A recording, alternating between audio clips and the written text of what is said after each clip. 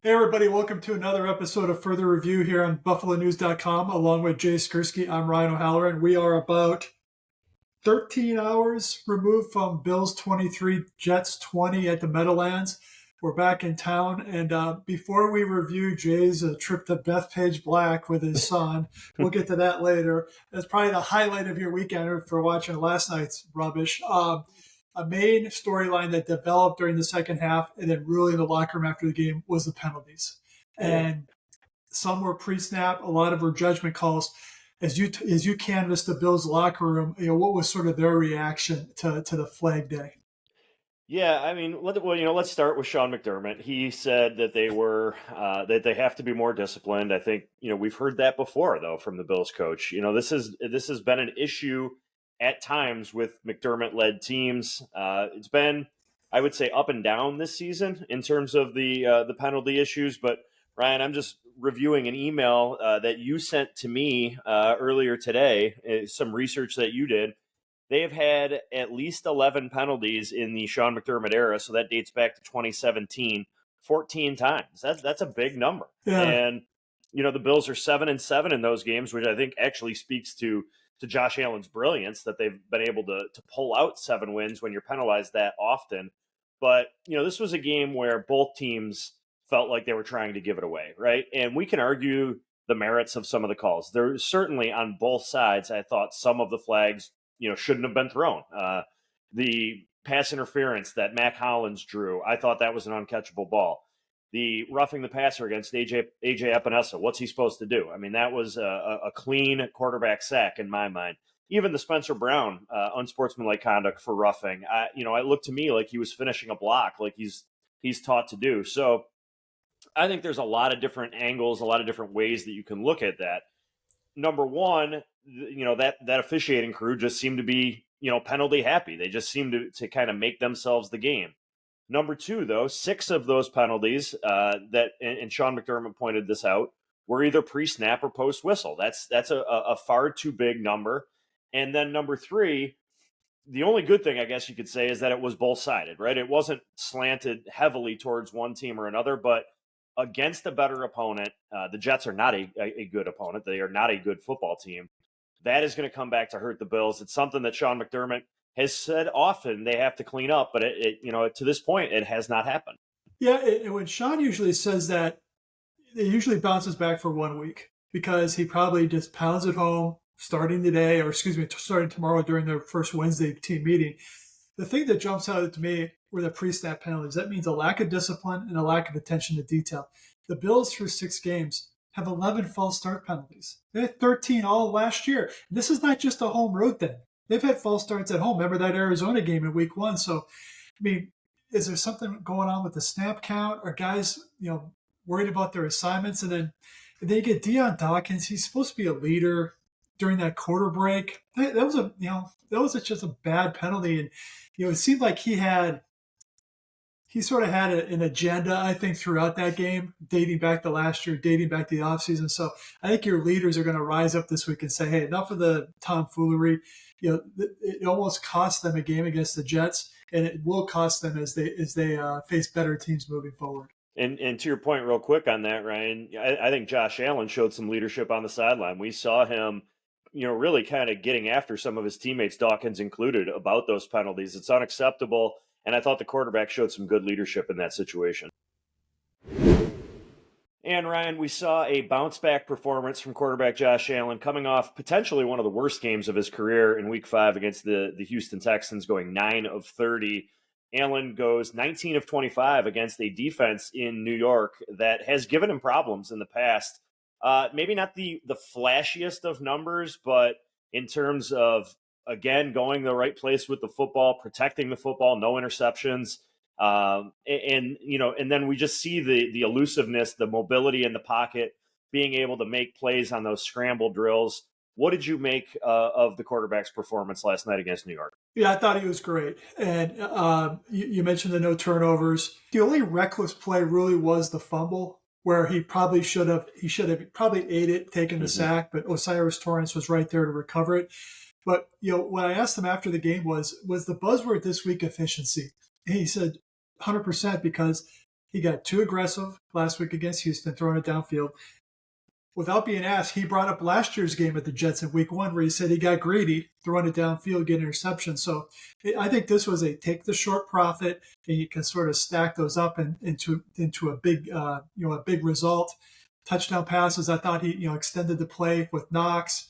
Mac Hollins ran a great route on the quick slant for another one, and then he had the typical Allen Magic play, 42 yards down to Ray Davis on a free play that was also a scramble play. So I thought, I thought he was solid. And one thing that Knox said afterwards is Josh is not going to let the same opponent beat him twice in a row mentally. So he wasn't going to, he flushed the Houston game last Wednesday and started focusing on a Jet team. Well, let's face it, his focus needed to be on the Jets because, as you said, that's been a house of horrors for him in the swamp. So I thought this was a positive game for Josh Allen with the no turnovers, with the touchdown passes, and with the bounce back. I thought the play to Knox in particular, if you watch the replay of that play, I still don't know how he made it through there. I think he snuck between an offensive lineman, Dawkins, and the edge rusher. It's just a remarkable, it almost looks like magic. It's a remarkable replay to watch. Some other things from the passing game, still not, a dynamic performance by any of the wide receivers by any stretch, but some contributions, right? We saw Curtis Samuel get open and make a play, finally make one play. Dalton Kincaid, I think 51 receiving yards, first time over 50 this season for him. Not huge numbers, right? But maybe small steps in the right direction. I think you're going to need to see more of that from this group. Interestingly enough, the Jets swing a trade the morning after the game for Devontae Adams. So we know that's off the table. So we'll see where the Bills go from here in the passing game. But I thought there were some small steps to build from off of that performance. Yeah, 2 points on that, the receiver stuff.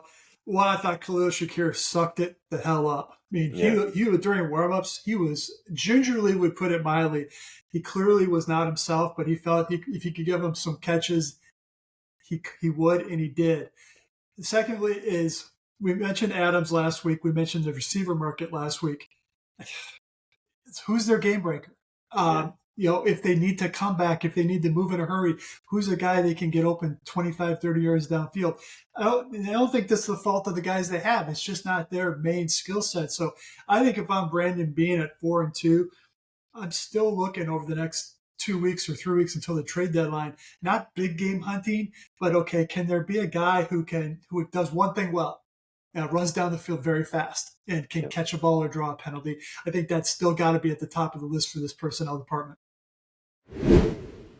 Well, Jay, one of the players you visited with after the game and wrote about after the game was rookie running back Ray Davis, 20 carries for 97 yards.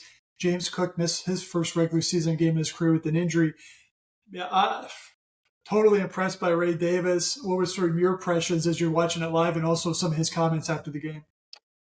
Well, first of all, let's start with after the game. Really impressed with the young man that Ray Davis is. I thought, mature, wise beyond his years is a couple of things that we heard from in the locker room about Ray Davis. That was Spencer Brown's words, not mine. And I thought that really came through at his post-game press conference. If you watch him up there, you would have thought that he was a 3 or 4 year veteran, the way that he was calmly sort of describing the situation, how he approached the game, knowing that, as you mentioned, James Cook wasn't going to be in the lineup for the first time in his career. Listen, James Cook has been the Bills' most consistent offensive weapon outside of Josh Allen this season, and it hasn't been particularly close. So I thought without Cook in this game that could spell big trouble for this Bills offense. It didn't. I mean, Ray Davis, no, he didn't get the start. That was Ty Johnson, and he also had some nice runs too, 34 yards on just 4 carries. But this was Ray Davis's game, really. I mean, you look at the bad intentions that he ran with, right? Mm-hmm. And we know that he is maybe a little bit more of a physical runner than Cook. And the Bills set the tone early in this game. I think it was 8 runs to just 1 pass on the opening drive. That reaches the end zone. Ray Davis played a big, big part in that. His running style, his fit in this offense, I think you really saw kind of what the Bills envisioned when they drafted him this year in the 4th round. Yeah, and that first drive, I asked a couple of guys in the locker room about that. And for the listeners, if you want to see an offensive lineman's eyes light up, mention the fact that they out physical their opposition. They came right out and they punched the Jets in the mouth.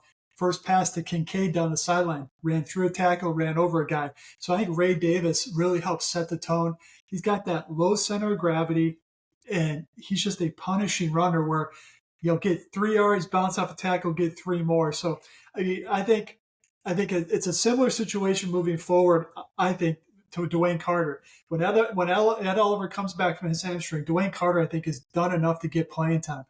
I think Ray Davis is the same way. But also going into this Tennessee game, you can tell James Cook, hey, if you're not really right and there's a risk of re-injuring it, let's put you on ice for another week to give you a full 2 weeks going into that Seattle road trip. So, I mean, I was obviously impressed by Davis. Second half they sort of got away from it a little bit. Is that to me? It's next week you sort of stick with the run. Yeah, I think part of that is the penalties, right? And those situations where you're put behind the sticks because score wise it was obviously a close game tied there in the second half. But I think the penalties can really disrupt the flow of an offense and the running game. I think when it's going well for the Bills, it helps Allen, right? It greatly helps Allen, particularly when you don't want to rely so heavily on the passing game because of the lack of talent of wide receivers. Let's just call it what it is, right? This team is not particularly strong at wide receiver. And if you're in a situation where you have to throw it more than you have to run it, that's probably not a good recipe for this offense right now. And the fact that the running game and Ray Davis was able to give them what they did, I think it gave them balance and it looked a lot smoother offensively. And I agree with you. I think, you don't have to ride James Cook. I think if there's one thing you take away from this game, it's that the Bills have a heck of a player there in Ray Davis. They're going to be able to find ways to use him.